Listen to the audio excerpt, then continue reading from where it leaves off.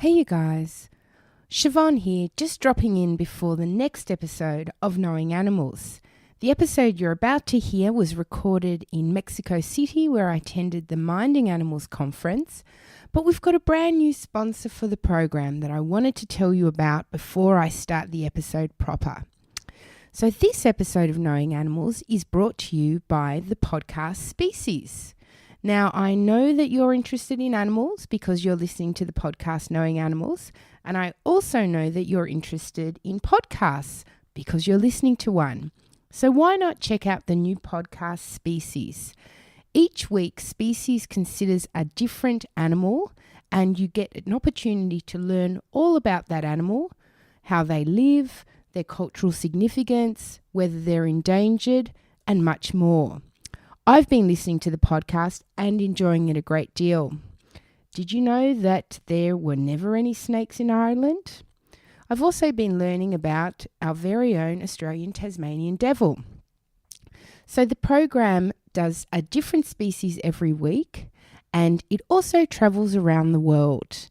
How do you find out about the podcast Species? You can go to anywhere where you normally get your podcast from, including the iTunes store, or you can just simply put Species, the podcast, into Google and it would come up right away. So, learn more about animals with a different species each week via the podcast Species. And enjoy the program. Dr. Siobhan O'Sullivan does like knowing animals. Dr. Siobhan O'Sullivan does like knowing animals. Hey you guys, welcome to Knowing Animals. Knowing Animals is a podcast where we talk to animal studies scholars about a piece of their work. I'm Siobhan O'Sullivan and I do like knowing animals. This episode of Knowing Animals is brought to you by ASA. ASA is the Australasian Animal Studies Association. ASA is a fantastic organisation that works very hard to support animal studies scholars. They do a lot of things to support animal studies, including hosting a conference. The next conference will be in the middle of 2019. It's going to be in New Zealand, and it's being run by the fabulous Annie Potts and the equally fabulous Philip, and it is going to be so much fun. So why don't you go over to the ASA, the Australasian Animal Studies Association website, join the organisation, and also start following them on Facebook. So this episode of Knowing Animals is coming to you from Mexico City, where I'm attending the Minding Animals conference. And I'm really spoilt to be by the talent here. I'm trying to interview as many of the wonderful participants as I can. This episode, I'm joined by Carrie P. Freeman. Now, Carrie is Associate Professor of Communication at Georgia State University in Atlanta, and today we're going to discuss Carrie's book, Framing Farming, Communication Strategies for Animal Rights, which is part of the Critical Animal Studies series, and it was published by Brill in 2014. So welcome to the podcast, Carrie. Oh, thanks, Siobhan. Carrie, can you start by telling us what inspired you to write this book? Well, when I went into academia, I knew I wanted to be a professor studying animal rights. So ever since I went into academia, I was looking at farmed animal issues, the way they were covered by the news and all kinds of media. And then I switched over for my dissertation, which is the basis for this book, on looking at the activists. Because actually that was one of the main things I wanted to do when I studied communication, because I've run some animal groups like a vegetarian society in Southwest Florida, student animal rights groups. And so I was always wondering, like most of us, what's the best literature to hand out? Like, what should I have at my tables? And what's the most convincing? And what should it say? And what should the visuals be? All the same questions we all ask. And so that was one of the reasons I stuck, with communication. So in this book, that's what I did. I picked 5 major animal rights groups who focused on veganism in the United States. And it was Compassion Over Killing, Vegan Outreach, Farm Sanctuary, PETA, and Farmed Animal Rights Movement that goes by Farm. And I just looked at all of their stuff. I mean, the T-shirts, the bumper stickers, all the brochures, all the Go Veg packets, the stuff on their websites. And I was just asking a question: how are they framing things around what are they defining as the problem? What are they defining as the solution? And how are they motivating us to get involved? And that's part of the a collective action frame that the social movement scholars have determined, that, collective action is about telling people there's a problem, telling them what the solution be, and then telling them some component of their identity or some value system that gets them involved in the solution. So that's what I was examining. And then I wanted to also, because I'm an activist scholar, I don't just like to, my point is not to criticize what these groups are doing, even though maybe there is a little bit of that in there, but the point is to be productive for the whole movement. And so I wanted to have at the end a recommendations chapter where I'm saying, here's what I think that is the more effective way to go about this. But when I say effective, I'm not talking about effective in the way that some people might like, where I do a focus group and I test it and I know for sure with statistics that it works to make someone vegetarian right away. I'm talking more from a value system. And so, because I promoted what I called ideological authenticity. So I wanted to really foreground animal rights. So one of my main research questions in studying this vegetarian material and the farmed animal advocacy was to ask, are we talking about animal rights? I know we're talking about farmed animals, but are we talking about animal rights? Are we promoting an animal rights outlook that we should not use other animals? We're not entitled to use them. And so I was wanting to see how you can foreground that, but in a way that resonates with the values of people in the United States, that isn't a foreign kind of idea. Because it's no good to shove your ideology at someone in a way that isn't going to meet with their own value system. So I guess I wanted the best of both worlds. Let's be able to be honest about what we really want and our value systems, but do it in a way that you think people are going to say, yeah, that makes sense. I can identify with that. Well, there's so much in what you just said, and it taps into a lot of different things I'd like to ask you about, but I'm no doubt all the listeners are on the absolute edge of their seat. What did you conclude? Which communication strategy do you think was optimal? Well, what I decided was that I thought, I'll stick with like the problem frame and the solution frame. And it's actually pretty simple for the problem frame in terms of how we should problematize the concept of eating animals, fishing them, raising animals, that whole concept. How should that be problematized? I came up with two main ways. The one way is that it's unfair to animals. So that's one of the main problems. The second problem is that it's unsustainable. It's ecologically irresponsible. It's, which packaged within all that is that it's wasteful. It causes pollution. And the fact that it's unsustainable is a big deal. Like, we cannot keep doing this. We can't have a world where more and more people with our growing human population eat, products taken from animals. It's just the earth cannot provide that. So it's just irresponsible for us to do that.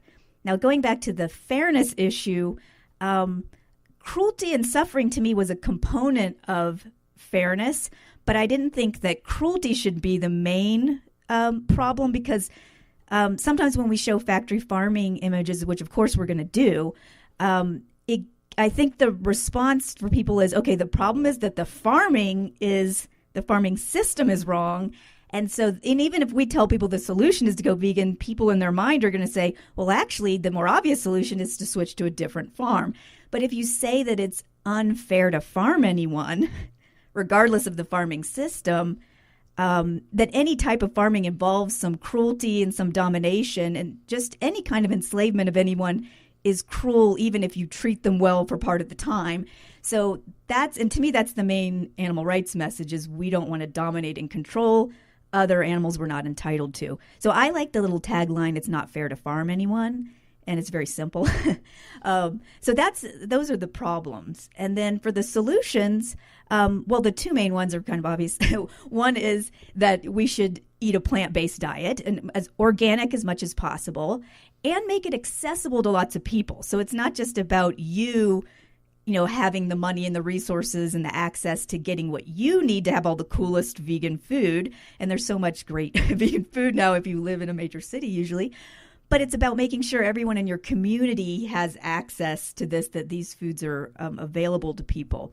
And then also so that's more of a consumer solution, but I wanted to have a citizen-based solution so the whole thing doesn't sound like it's all market-based. Because sometimes our advocacy ends up sounding like it's market-based, that our consumerism will solve all the problems. So I also wanted a citizenship solution where we're part of a movement that tries to end speciesist practices and just promote social justice and ecology in general. So we get together. That's part of what critical animal studies does, is it looks at all the different power systems and all kinds of oppression. So we need to join with human rights groups and environmental groups, and focus on the larger issues as well. And I will say that maybe the motivational component, or one component to the solution, is also that I think we should promote ourselves as animals more, and not be afraid to make comparisons or call ourselves animals, or because you refer to myself as a human animal, and I often use the term non-human animal for other animals. Now, it's not perfect. I don't love it, that term. It has some problems, but I do think it's important to constantly remind Homo sapiens that we also are an animal, because that takes away some of the negative connotation. Because so long as we think they're lesser than, then in some way they're always potentially edible. But if we keep saying fellow animals, other animals, and reminding ourselves that we're animals, I think it's an important component. And not all the animal rights movements maybe foreground that as much. They might do a lot of comparisons between dogs and pigs, which is fine to do, and it makes sense. But I think we also should bring in some language that is not afraid to remind people that we too are animals. So in the book, you're clear that you're not after just quick gains. You're right. After a long-term change. Why is that important to you? Well, I guess I often focus on values, and I think that's the core issue, is that you might be able to disgust somebody, make them sick to their stomach by looking at a slaughterhouse video or something. And so they might stop eating animal products for a little bit, but I don't know, if they're not really convinced of the larger issue, it's going to be a problem. And another thing I want to say is, you might be able to get someone to go vegan. Maybe they'll even stay vegan, but they might wear fur, or they're still going to buy products tested on animals because you've only convinced them that their cholesterol is high, or that this food is unclean or gross or unhealthy or something like that. So I think that if you always use an animal rights-centered message, which is a value-centered message, a justice fairness-centered message, you're going to help all kinds of animals, not just farmed animals. And that's true if you do an anti-fur campaign or anti-experimentation. If you foreground the idea that we're not entitled to use anybody and we're also animals, this is unfair, that basic message will help in all campaigns. So it's very fundamental. Because one of the things I notice, and you might notice this too, Siobhan, is that sometimes when you're talking to people, you can convince them about the animal rights up to a point, but you can see that what's really hindering them is their human moral superiority complex, where they're still going to be like, yeah, but if people need to eat animals for this reason, or if it would save a human life to experiment on them, yes. So to me, that human-animal division and this exceptionalist view humans have of each other is a root cause of animal exploitation and exploitation of nature. So we have to address that root cause, and not just try to go after somebody because they're afraid their cholesterol's high. So you write within the critical animal studies tradition. Can you tell listeners what critical animal studies means to you? Well, it really just means, and this in a way, it's a newer concept. When I first started in academia, probably back in 2001, we hardly even had animal studies at all. And so these are all new emerging fields, so it's kind of exciting. But critical animal studies might be a little different from what you might call human animal studies, although they overlap. So I do both. But human animal studies, somebody might be like, oh, I'm interested in seeing how rabbits are portrayed in literature, or chickens are portrayed in literature, but I'm not going to make a statement necessarily about whether we should eat chickens, or I'm just, you could, but critical animal studies, the word critical is the important part. So critical scholars in general are people that look at power systems and oppression in society. Often they're critiquing capitalist economic inequalities, And so it's bringing that same sensibility out of the critical theories and bringing it to the animal studies realm. And I like that it also expands into concerns for any kind of injustice. So as a critical animal studies scholar, I'm supposed to be sensitive to feminist issues and race issues and class issues, which I think all animal studies people need to do so that animal rights scholars are not accused of being misanthropic or human-hating or that we've got our priorities. You know how people say that, like, your priorities are out of whack. Don't you know you should be working on human issues?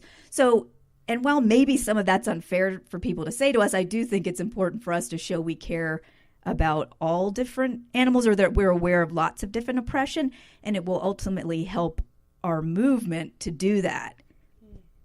So you're very explicit at the start of your book that you're vegan and that you're taking a vegan-centered approach.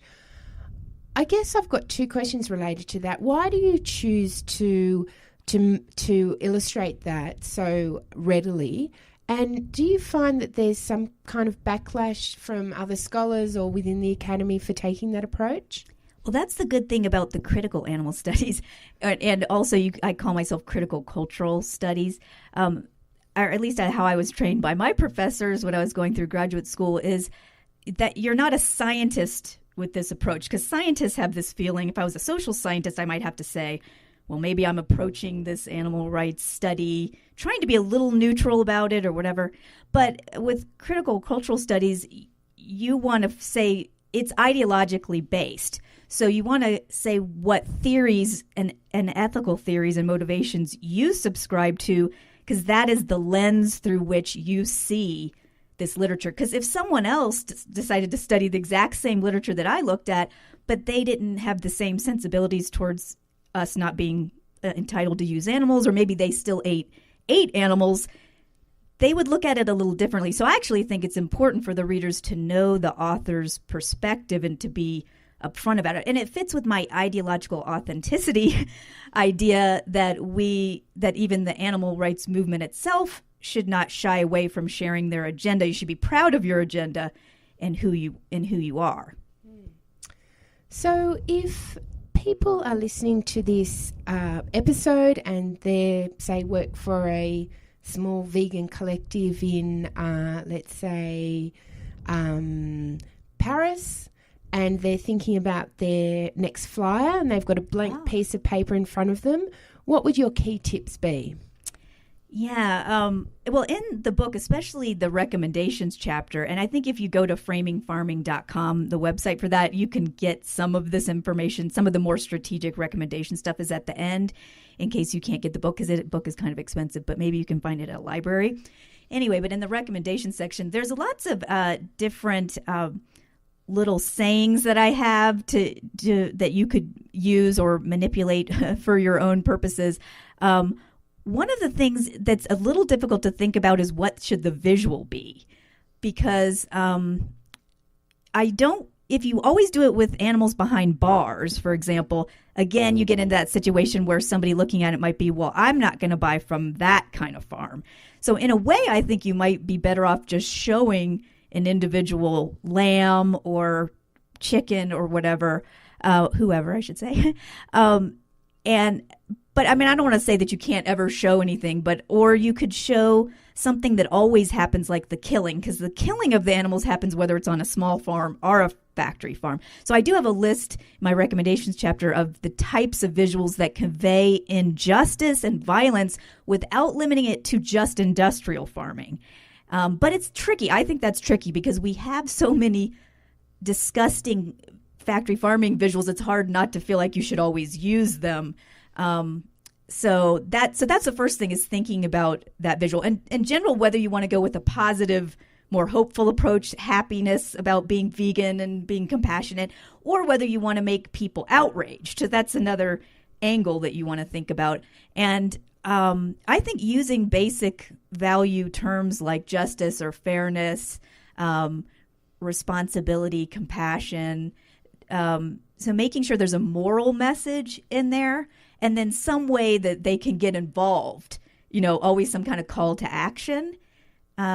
would be something and you could experiment yourself, or you could have one that takes a positive stance and one that takes a outrage stance, like look at how unfair this is. Yeah, wonderful. Well, Carrie, I ask everyone who comes on the podcast to answer 5 quick questions. Are you ready for your 5 quick questions? I think so.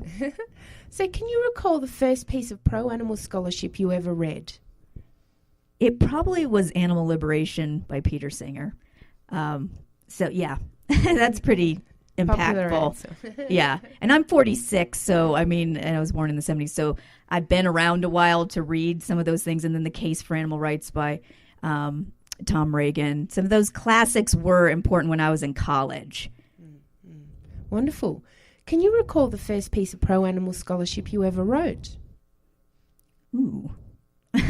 That's a good point. I think I'm just going to mention my master's thesis because it's the biggest one that came to mind. And that was, I studied the way that the United States news media portrayed, represented farmed animals and whether or not they had a speciesist bias.